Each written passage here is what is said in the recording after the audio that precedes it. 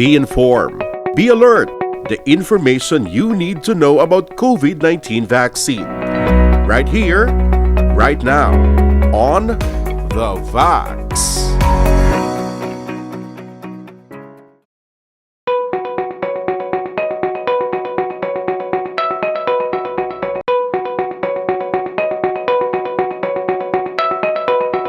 Depende man na siya sa kung ano ang manifestations ang bata.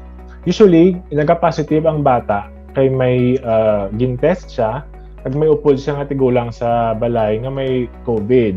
So, depende kung ano ang manifestation. Kung asymptomatic lang, usually wala ka man asang obrahon. Pero siyempre, usually kinanglan mo na mag-report sa BHERTS, mabalans ang barangay ninyo.